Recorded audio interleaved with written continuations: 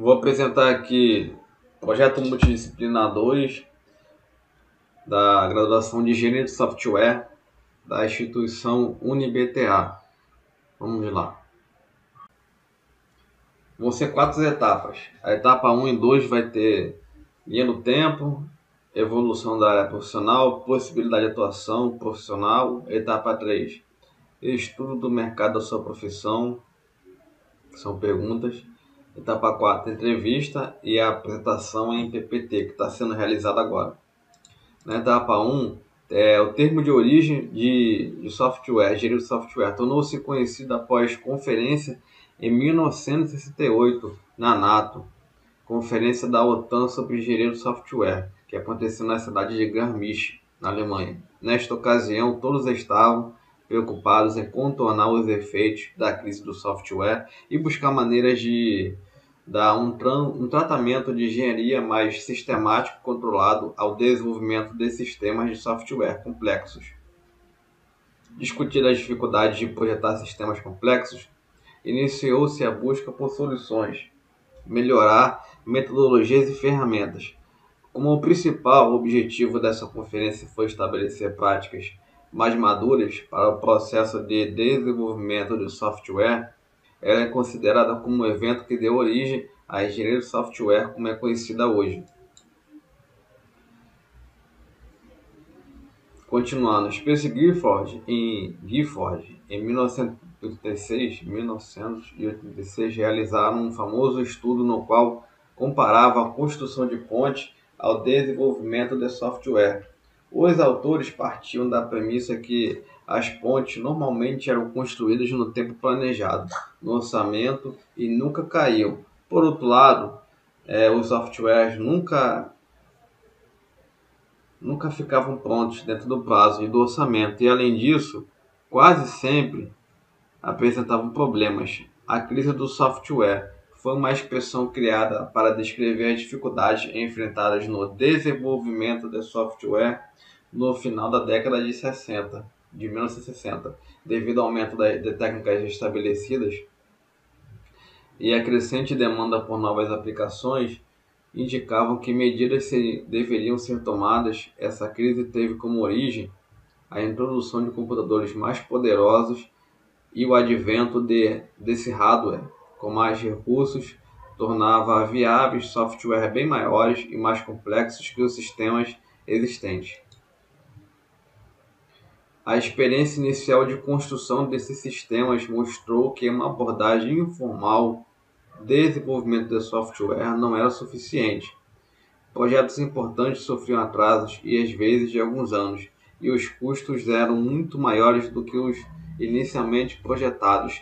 As soluções de software não eram confiáveis e os programas eram bem difíceis de manutenção.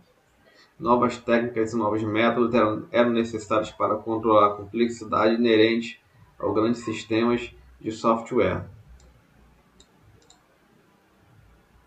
Carl G. Port, em 1995, a organização de Standish Group publicou um estudo analisando as estatísticas sobre o sucesso e fracasso dos projetos de desenvolvimento de software.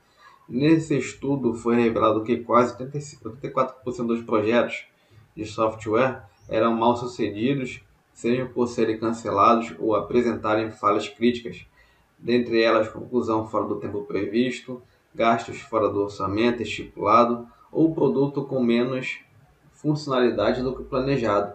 31,1% dos projetos eram cancelados antes de serem concluídos. 52,7% dos projetos apresentavam um custo real 139% maior que o estimado e o tempo de conclusão 222% maior do que o previsto. 16,2% dos projetos eram concluídos dentro do prazo, custo e escopo estimado. Estimou-se que naquele ano as agências governamentais e companhias privadas americanas teriam gasto 81 bilhões apenas em projetos cancelados e mais 59 bilhões em projetos concluídos fora do tempo previsto. Temos uma indicação pelo tempo da primeira era, orientação de batch, distribuição limitada software customizado em 60. Em 70, a segunda era multiusuário, tempo real, banco de dados, produto de software. Em 80, terceira era sistemas distribuídos, inteligência embutida, hardware de baixo custo, impacto de consumo. Em 90, a quarta era sistema de desktop poderosos, rede de computadores, tecnologia de orientação a objetos, sistemas especialistas. E a quinta era desenvolvimento geograficamente distribuído, componentes de software, fortalecimento dos especialistas no domínio, desenvolvimento para a web. Bom, agora estamos na etapa 3, que é as perguntas. Quais são os cursos de aperfeiçoamento ou especialização pelas empresas?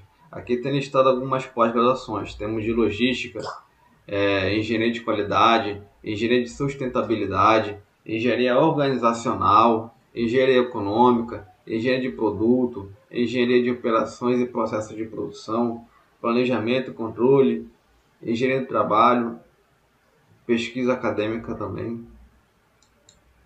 Quais são as habilidades, competências e atitudes fundamentais para o segmento? Ética profissional, disposição para aprendizado, trabalho em equipe, capacidade de resolver problemas, comunicação de qualidade.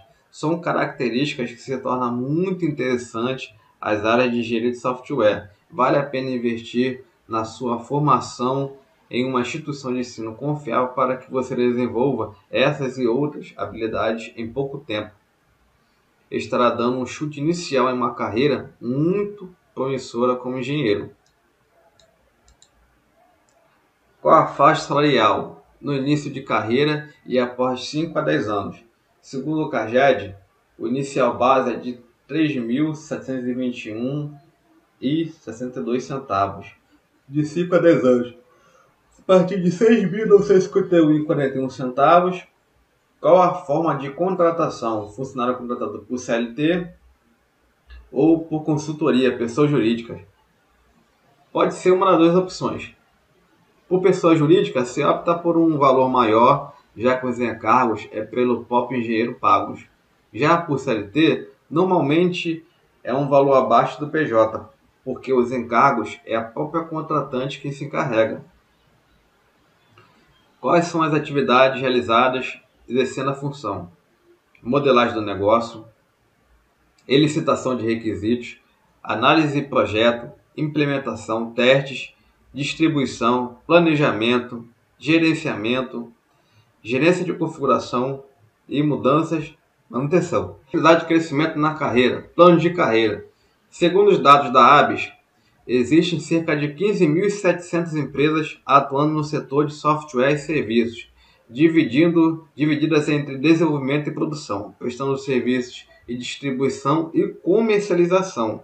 Isso mesmo, são as micros e pequenas empresas que geram mais oportunidade de trabalho ao profissional que atua como desenvolvimento e produção de software. É claro que também existe em grandes corporações, contudo, você tem mais chances de encontrar aquela oportunidade de crescimento e inovação em pequenas empresas menores, que conseguem inovar mais facilmente. Vale lembrar também que as 1.600 empresas que são afiliadas à ABS geram cerca de 120 mil empregos diretos por ano. Além disso, o mercado de sistemas e informática segue em grande crescimento no Brasil, gerando ótimas expectativas para os engenheiros dessa área. Os engenheiros de software também podem trabalhar em outros países, desde que tenham um bom currículo e dominem o inglês ou a língua de origem do país escolhido. Outras informações pertinentes ao segmento. A engenharia de software abrange tudo. Praticamente tivemos um exemplo em cálculos estruturais, que se fossem manuais, um prédio de 5 andares custaria 6 meses de estudos manuais. Já no software, leva segundos para tal cálculo. Etapa 4, na fase 1.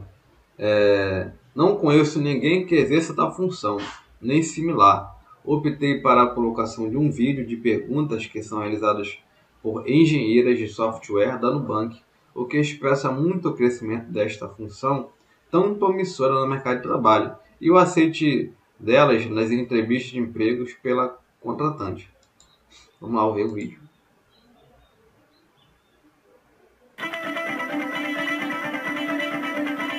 Minha história com programação, assim, com computação, começa com o fato de que meu pai é programador.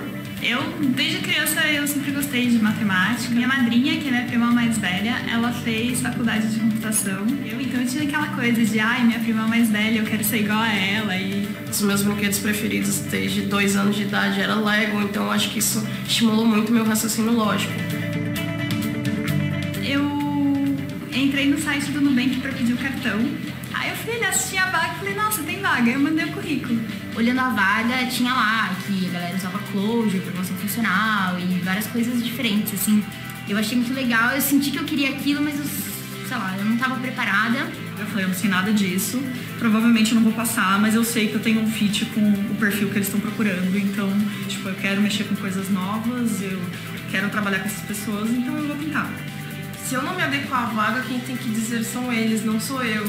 Se eu realmente estiver muito fora do perfil esperado, eles vão falar, olha, não rola. Empresas mais legais, elas estão procurando as pessoas que vão pegar um problema e vão conseguir resolver aquilo, que gostam de resolver problemas. Então eu fiz essa entrevista com o Ed, que foi uma entrevista super legal, né? Foi totalmente diferente do que eu imaginava, sabia? O exercício foi bem interessante, eu senti assim que ele me direcionava, me preparava para quando eu chegasse aqui dentro eu ia me sair melhor. No início foi bem difícil essa quebra de paradigma entre programação orientada a objeto e tal, e uma programação totalmente funcional.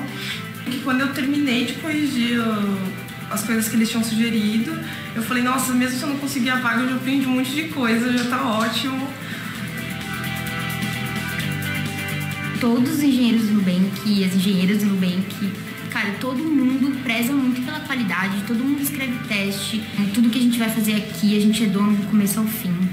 Parece bobeira, mas é que as outras empresas que eu trabalhei sempre tinha tanta burocracia, sabe? Em vez de ter um chefe que vem e te diz, você vai fazer isso desse jeito, você poder decidir as coisas em grupo, dar ideias, colocar a mão na massa para testar coisas mesmo para ver se elas funcionam.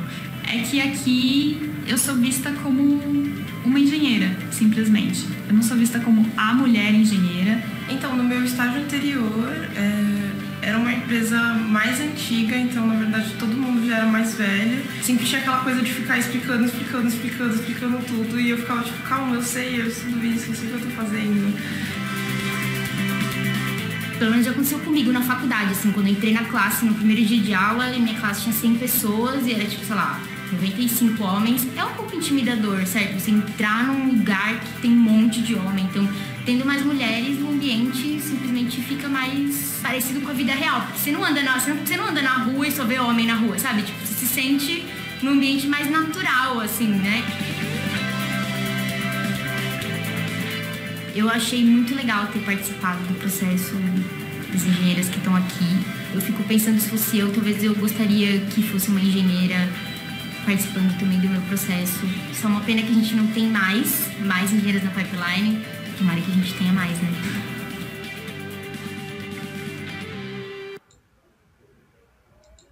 Bom, finalizando, percebemos o quanto vem evoluindo a tecnologia da informação e a engenharia do software. É o que cria e faz manutenção dessa engrenagem em todas as disciplinas. Se depende do software para chegar a um resultado rápido e coeso, sempre ampliando e melhorando a base de banco de dados. E o engenheiro do software é parte crucial disso. Finalizando, muito obrigado pela atenção e tchau.